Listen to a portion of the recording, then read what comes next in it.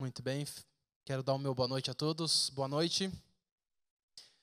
Que bom que você está aqui, que bom que você está na casa de Deus. Você tirou um tempinho para nessa noite vir aqui e louvá-lo, orar a Ele e também ouvir a palavra.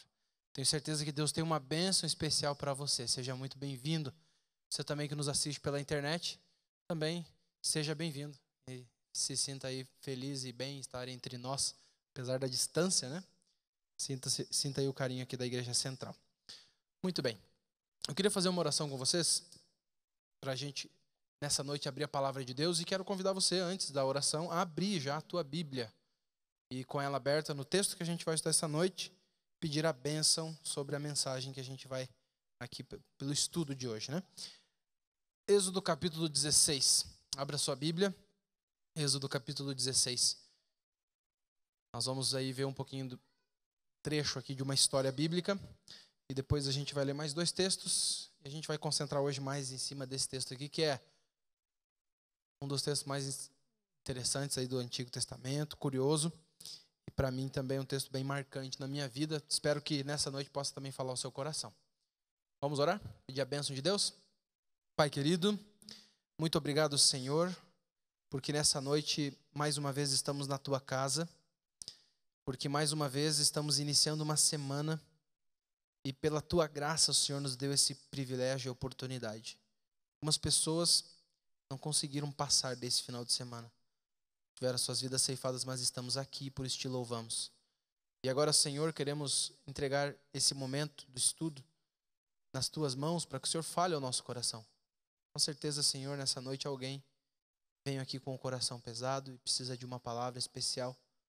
Mas como ser humano, Senhor Deus, não há possibilidade nenhuma em um ser humano de conseguir fazer algo de bom se não for pela tua graça. Por isso, pedimos, por favor, a tua misericórdia e a tua presença entre nós. Em nome de Jesus. Amém. Muito bem, queridos. Bom, nessa noite eu quero apresentar para vocês, na minha opinião, o melhor remédio para um problema que é, dizem alguns, um dos males do século. Uma das doenças que mais tem afetado as pessoas hoje. E que com certeza já afetou você em algum momento, ou talvez esteja afetando, porque a gente está vivendo numa época difícil, numa época de crise, e de vez em quando a gente enfrenta crises na nossa vida, mas em especial pelo momento que a gente vive no nosso país, né? E esse é o remédio para o estresse, o remédio para a ansiedade. Você sabe que a ansiedade é um dos grandes problemas que hoje afetam a gente.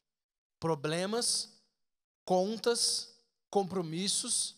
A nossa vida é cheia de compromissos a serem cumpridos e a gente fica às vezes preocupado quando um desemprego bate a nossa porta, quando um momento difícil lá na empresa nos assola. Quando a gente enfrenta aí os momentos difíceis, a gente fica ansioso, esperando que a coisa passe, contando com algumas coisas e às vezes não resolve.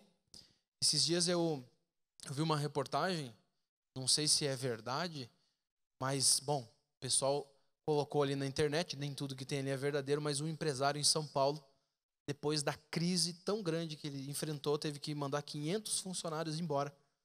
E não sabia o que fazia para poder retornar o ritmo, não encontrou solução, que no outro dia encontraram ele enforcado na sala da empresa, lá onde ele fazia ali da administração.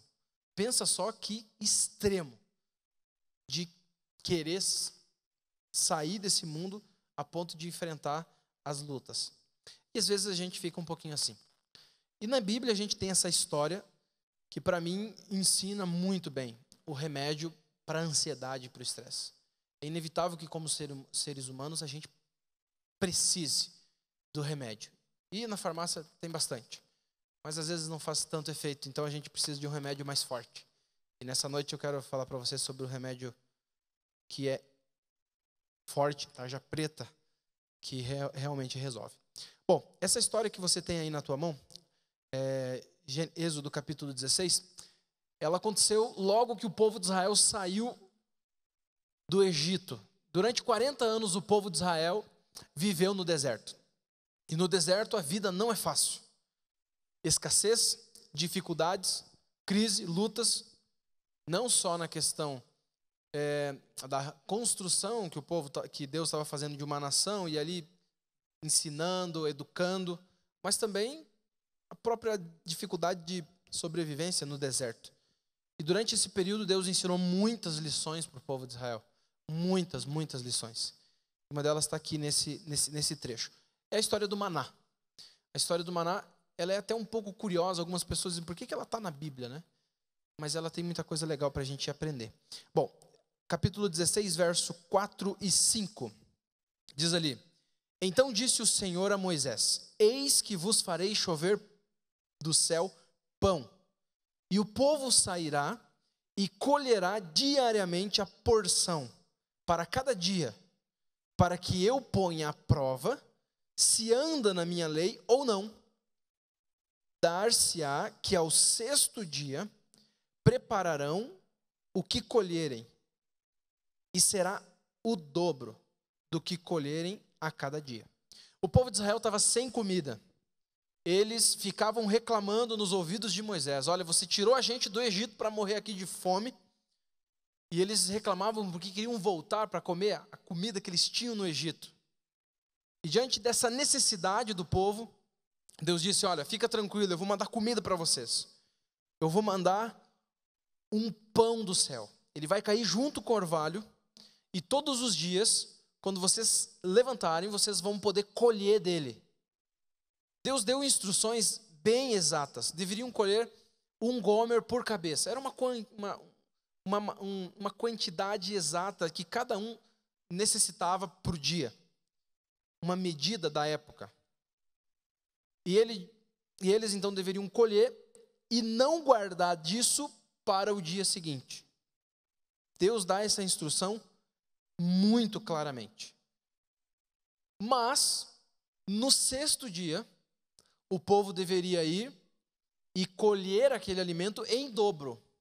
Preparar ele, porque no sábado, ou seja, no sétimo dia, Deus não iria derramar o maná. Não iria fazer com que o maná caísse. Simples. E Deus, então, cumpre o que promete. A partir do verso 14, queria ler com vocês o que aconteceu depois das instruções e a partir do momento em que Deus começa, então, a derramar esse pão do céu. Verso 14.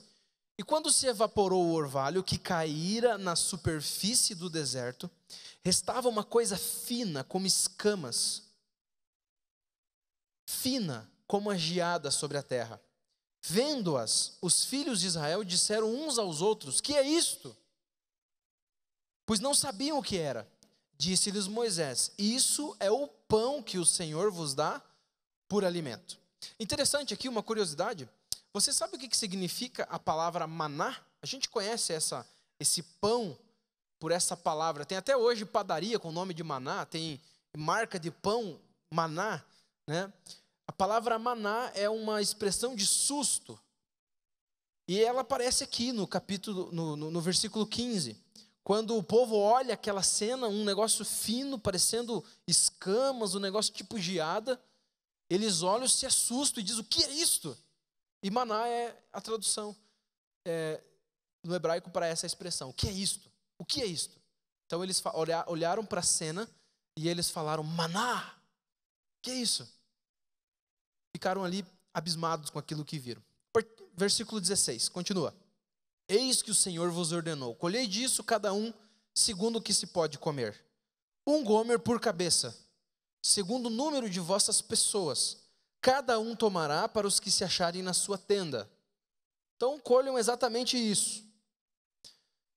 Assim o fizeram os filhos de Israel, e colheram uns mais e outros menos. Porém, medindo-o com o gomer, não sobejava ao que colhera muito, nem faltava ao que colhera pouco, pois colheram cada um quanto podiam comer. Disse-lhes Moisés: ninguém deixe dele para o amanhã seguinte. Eles, porém, não deram ouvidos a Moisés, e alguns deixaram do maná para o amanhã seguinte.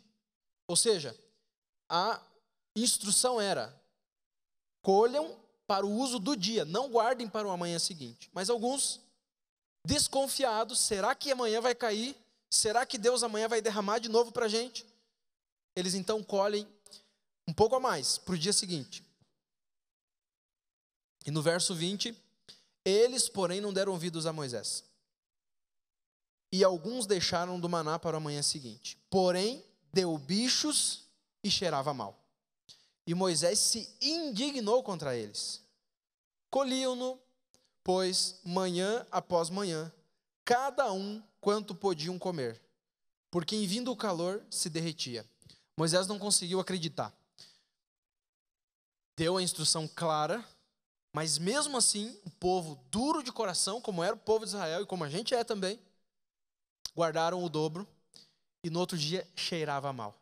É interessante que a instrução para o sexto dia era colher o dobro. E se você leu a continuação da história, eu não vou ler tudo, senão é muito texto, mas se você ler a continuação da história, no sexto dia, alguns, depois desse episódio, o manado normal criar bicho, aqueles que guardaram para o outro dia, na sexta-feira colheram só a porção para a sexta, não colheram para o sábado. Aí alguns saíram no sábado para tentar achar o maná, mas não tinha nada. Povo duro de coração. Mas essa história é interessante, porque ela ensina para a gente o remédio para o estresse. Inclusive, essa história se tornou tão importante, o ensinamento dela tão importante entre o povo de Israel, que quando Deus mandou Moisés construir a arca da aliança, e também o santuário, Deus pediu para que fosse colocado um potinho de maná, um pouquinho de maná dentro da arca da aliança, para que ficasse ali para sempre, como testemunha daquilo que Deus tinha feito, da reação do povo de Israel. Mas a lição dessa história é muito simples. O maná ele foi colocado ali como recordação para sempre, dentro do santuário, porque ele representa o cuidado de Deus. Ele representa como Deus cuida da gente e cuida dos seus filhos. Algumas pessoas sofrem por ansiedade de acordo ou por causa dos seus tantos problemas. Mas a mensagem desse texto é muito simples. Deus cuida de nós, Deus cuida de mim e Deus cuida de você. Cada dia, Deus tem uma bênção especial. A bênção de ontem não vale para hoje. As coisas ruins que aconteceram ontem, ou boas, não interessa o que aconteceu, ficou no passado. Se você sair lá fora no acampamento, você vai ver o maná de novo. Deus tem bênção todos os dias. E o conselho era simples: não guarde para o amanhã. Porque Deus queria provar o coração do povo de Israel. Eles confiam em mim. Eles entendem que eu estou cuidando da vida deles, mantendo a vida deles.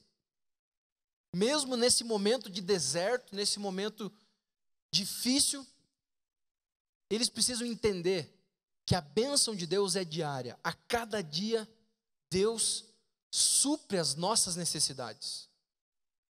Não importa o tamanho da nossa ansiedade, não importa o quanto a gente quer que as coisas melhorem, não importa o nosso sentimento de confiança ou não, sempre Deus derrama as suas bênçãos. O problema é que quando a gente deixa de confiar em Deus, a gente fica ansioso. Uma outra lição que é interessante aqui, veja que quando os filhos de Israel saíram para colher o maná, diz o texto que alguns colheram mais e os outros menos. Mas no final das contas, todo mundo colheu aquilo que precisava. E nessa vida a gente muitas vezes fica olhando e observando o que Deus faz na vida dos outros. A gente fica sempre olhando para a grama do vizinho e sempre parece mais verde. Porque tudo dá errado para mim, mas olha, o fulano está bem, o fulano está bem. E a gente fica se comparando. Mas a Bíblia aqui também, essa história também quer ensinar para a gente que Deus, Ele sabe exatamente quais são as nossas necessidades. Aquilo que a gente precisa e aquilo que vai sobrar. Aquilo que a gente não precisa.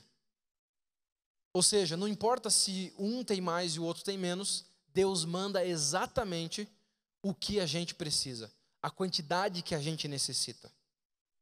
A gente só precisa aprender a confiar em Deus, de que Deus vai suprir as nossas necessidades. Eu lembro que quando eu estava fazendo teologia, estudando, fazendo o curso em São Paulo, lá é a nossa faculdade, eu tinha que nas férias vender livros para poder pagar a minha faculdade. A faculdade de teologia, a gente só pode estudar, no caso do solteiro, no regime de internato.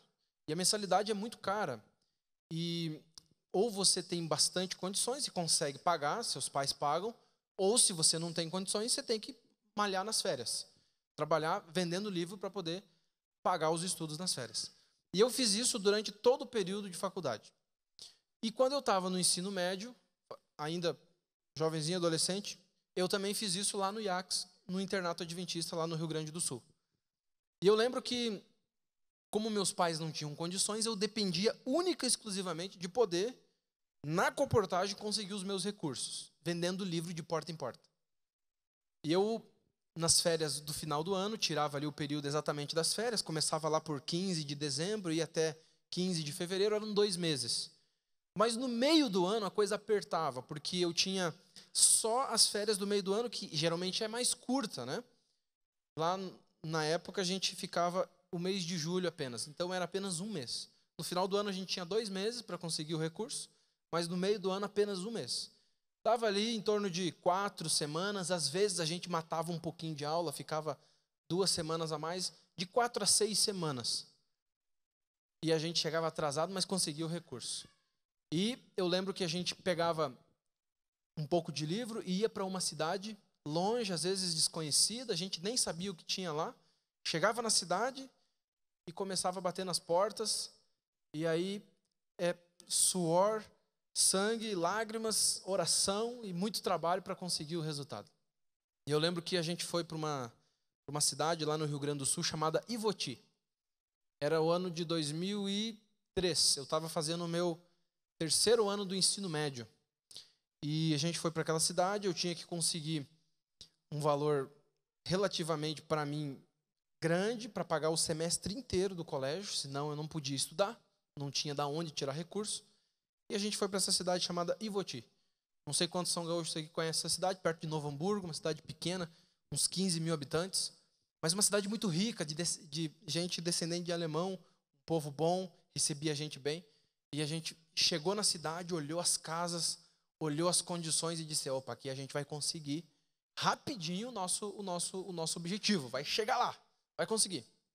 E a gente começou a trabalhar na cidade, e o pessoal, não sei se eles estavam passando por crise também, mas não estava indo muito bem, não estava conseguindo vender. A gente disse, não, mas é o começo, as coisas vão melhorar, vai dar tudo certo.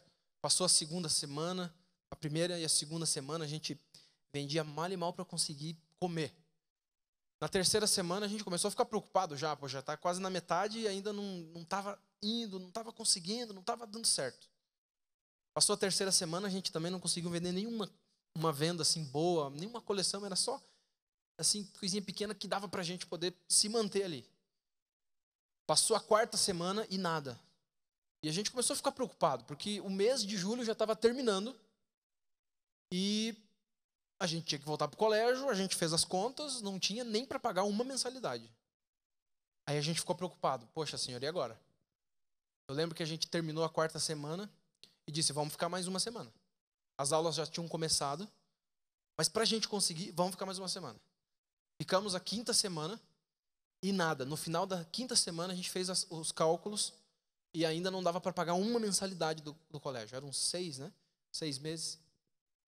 E a gente começou agora a ficar muito ansioso. E agora, senhor? Será que a gente vai conseguir voltar para o colégio? Será que a gente vai conseguir pagar as nossas despesas para poder estudar esse semestre? Se eu não estudar esse semestre, vai me atrasar minha vida. No vestibular é esse semestre. No próximo ano eu quero ir fazer teologia. Liguei para o meu pai, estava ruim, não tinha condições. E a gente ficou ansioso, nervoso. Não conseguia quase nem dormir. Mas aí a gente leu alguns textos da Bíblia e fomos para a 6ª semana. Eu lembro que a gente mudou de cidade para ver se melhorava. Foi para uma cidade chamada Três Coroas. que é pertinho da onde ficava o colégio. O colégio ficava em Taquara, e a gente foi para Três Coroas, uns 50 quilômetros de Taquara. A gente começou a trabalhar, primeiro dia, final do dia, não tinha vendido nada. Segundo dia, terça-feira, né? Também não conseguimos vender nada. Piorou ainda a situação, porque lá na outra a gente conseguia vender para comer, mas naquela cidade, nem isso. Quarta-feira, nada. Quinta-feira, bateu o desespero. E a gente pensou, agora só falta 2 dias. A gente não tem mais como faltar uma semana, porque se a gente faltar mais uma semana, a gente reprova, não consegue estudar. Então a gente ou vai ou racha, ou consegue ou desiste. Mas 2 dias, a gente ficou quase 6 semanas. 5 semanas e 4 dias e não conseguiu nada. Como que a gente vai conseguir em 2 dias? De que forma? Como? Mas aí a gente leu um texto na Bíblia, que eu vou ler com vocês depois. E a gente resolveu sair. E a gente começou a bater nas casas. Primeira visita, nada. Segunda visita, nada. Terceira visita, nada. Quarta visita, nada. E o desespero cada vez mais aumentando. Sexta visita, nada. Já era quase 7 horas da noite. A gente entrou numa casa, começou a conversar com a família, fez amizade, apresentou os livros. Desespero batendo, porque aí sexta-feira, a gente que é adventista não trabalha até tarde na sexta, só tinha amanhã, então era ali ou acabou. E eu lembro que a gente mostrou os livros, eu fiz o apelo para que a pessoa comprasse os livros. E o Senhor olhou para mim e disse assim, olha, eu gostei de vocês. Eu gostei de vocês e é o seguinte, eu vou comprar para ajudar vocês. Só que, deixa eu fazer uma pergunta para vocês. A minha esposa tem uma empresa e eu tenho uma empresa, lá é uma região calçadista. E nós temos 70 funcionários nas nossas 2 empresas juntos. Eu posso comprar uma coleção para cada um dos nossos funcionários? Pode. Foi essa a reação. E quase que eu caí duro na frente dele na hora. Claro que pode. E a gente fez ali o pedido das 70 coleções. Eu não tenho pronta entrega, mas amanhã eu trago. No outro dia a gente chegou lá com as caixas. A gente fez o cálculo, eu e o meu colega, a gente sempre em dupla. A gente fez o cálculo. Aquela visita, a gente conseguiu vender o suficiente para pagar o meu semestre e o semestre dele em uma visita. E sobrou um pouquinho ainda. E eu fiquei pensando assim, oh Deus, porque não foi essa a primeira visita das férias, né? O resto ia ficar mais fácil. Mas eu aprendi que Deus quer ensinar para a gente. Ele quer ensinar a gente a confiar nele. A colocar mais a nossa confiança nas mãos desse Deus Todo-Poderoso. Que cuida da gente. Que guia a nossa vida. Mesmo em tempos de crise. Quero ler um texto com vocês, que foi o texto que eu li aquela semana, de desespero na minha vida, que é Mateus, capítulo 6. Mateus, capítulo 6.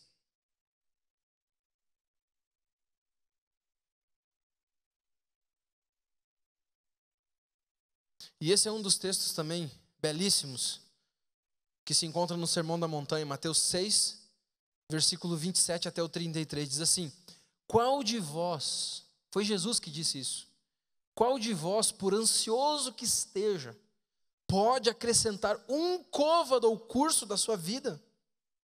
E por que andais ansiosos quanto ao vestuário?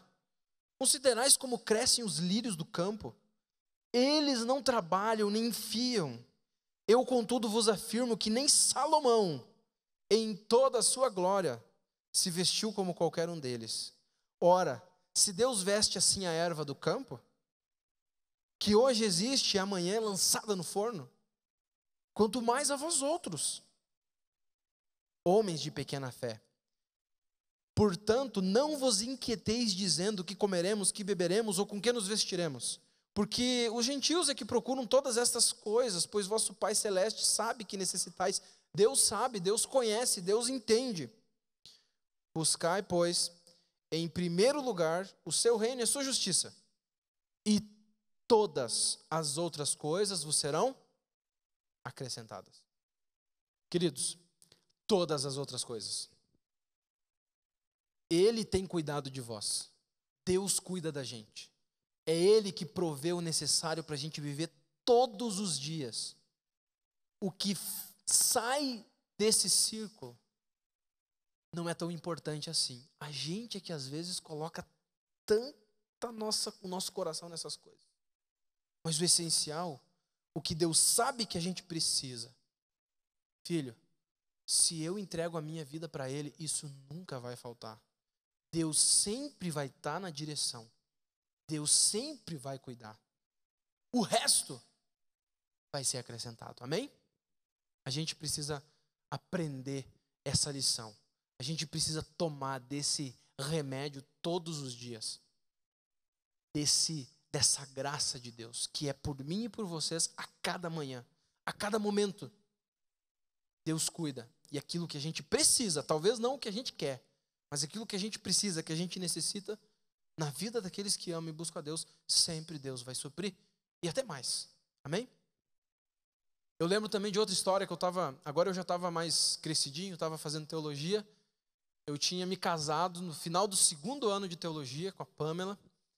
E a gente começou o 3º ano de teologia, fiz o 1º semestre, e no 2º semestre a gente tem um estágio no colégio, que é o estágio de evangelismo. A gente fica fora do colégio e vai para como o pessoal da igreja está lá na missão Carajás, a gente ia para algum lugar do Brasil fazer uma missão.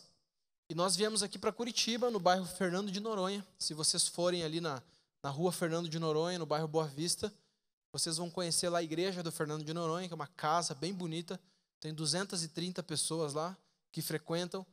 Nós começamos aquela igreja com um grupo de 12 teologandos, 12 alunos de teologia.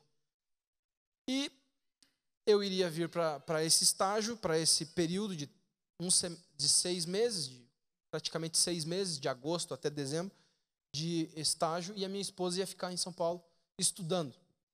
Eu havia comportado nas férias, graças a Deus eu tinha conseguido o recurso exato para poder pagar o semestre meu e dela.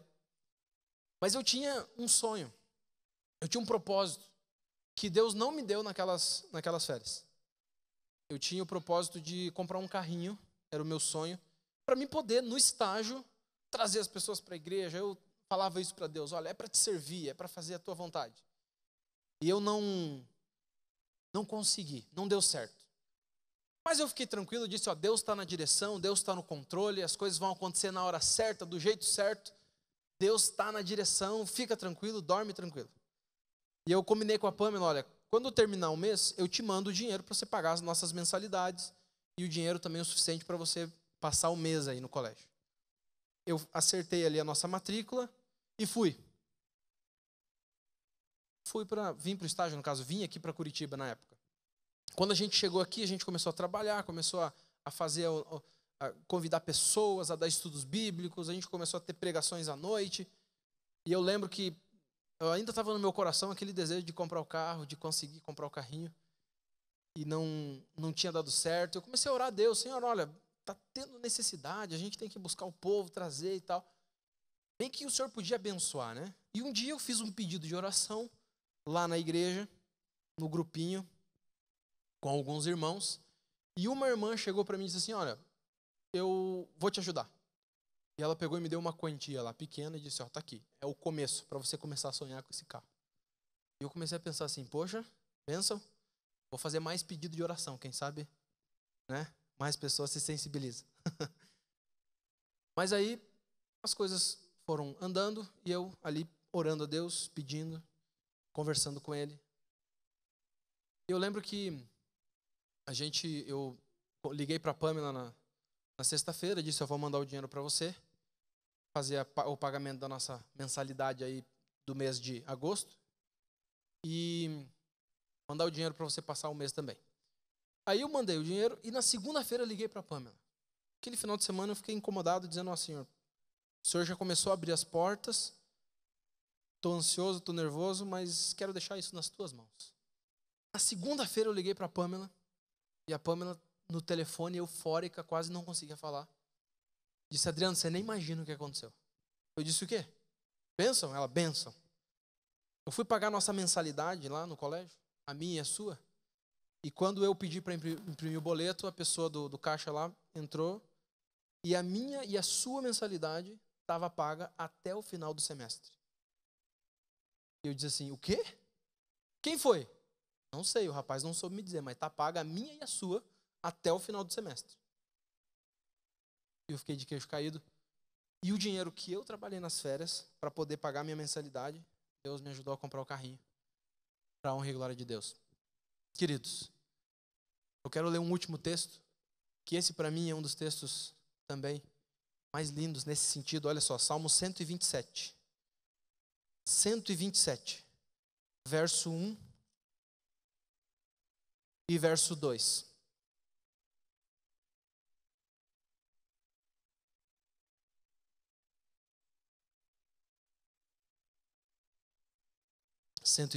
Verso 1 e verso 2. Esse é um salmo de confiança em Deus. Se o Senhor não edificar a casa, em vão trabalham os que a edificam. Se o Senhor não guardar a cidade, em vão vigia a sentinela. Inútil vos será levantar de madrugada, repousar tarde, comer o pão que penosamente grandeastes. E agora a frase mais linda. Aos seus amados, ele o dá enquanto eles dormem.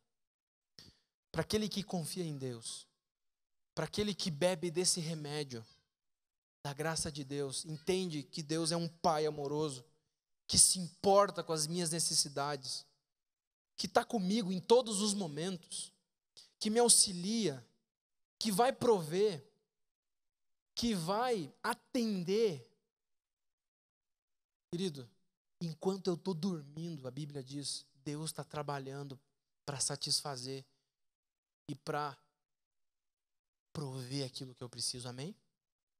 Eu posso confiar, porque o nosso Deus é nosso Pai. E não é só nosso Pai, é um Pai bondoso, que ama, que se preocupa e que quer participar da vida dos filhos. O problema é que às vezes a gente esquece desse Pai bondoso e fica pensando mais no que o meu braço pode fazer, no que eu posso conseguir. Ellen White diz que as maiores vitórias, elas não são alcançadas enquanto a gente está trabalhando por algo, enquanto a gente está lutando com as nossas forças para conseguir alguma coisa, enquanto a gente fica ansioso e corre de um lado, corre para o outro para resolver os problemas. Não é aí que a gente vence. Ela diz o seguinte, que as maiores vitórias, elas são alcançadas quando a gente resolve confiar em Deus. Quando a gente resolve ajoelhar no chão e transferir o fardo e dizer, Senhor, aqui ó, é teu, Pai. Eu sou teu filho, eu não consigo, está difícil, eu não posso, mas está aqui. Aqui a gente alcança a vitória. Porque, queridos, para Deus não há impossibilidades. Para Deus não há milagre difícil demais. Para Deus não há coisa fácil ou difícil. Para Ele, tudo é possível. Amém? Eu e você precisamos apenas aprender a confiar e a beber desse remédio todos os dias. Bom, qual é a tua necessidade hoje? Qual é a tua luta? Qual é a tua angústia? O que está fazendo você perder o sono? O que está fazendo você ficar ansioso, nervoso, estressado e até um pouco deprimido? O quê? Querido, entrega nas mãos de Deus, que enquanto você estiver dormindo, Ele vai trabalhar por você. Amém? Que Deus abençoe você. Que Deus te dê as vitórias que você está precisando, não as que você está querendo. Deus sabe o que é melhor. Amém? Que Deus abençoe. Queria convidar você a ficar em pé para nós fazermos uma oração e pedimos a Deus para que Ele possa abençoar a tua vida nessa semana. Possa abençoar as tuas lutas e também as tuas ansiedades. Vamos orar? Pai querido, muito obrigado, Senhor, porque na Bíblia, Senhor, de capa a capa, a gente vê um Deus interessado na nossa vida, na nossa salvação, no que vem depois, Senhor, que é eterno e que não é passageiro, que não é efêmero. Mas nós vemos um Deus também preocupado com a nossa vida agora. Lá no deserto, Senhor, Ele mandou o maná. Ele abriu o mar vermelho. Ele fez, Senhor Deus, o rio secar. Ele mandou, Senhor, a pedra se abrir para sair água. Nós sabemos que o Senhor pode todas as coisas, que o Senhor é o nosso Pai e que o Senhor é um Pai bondoso.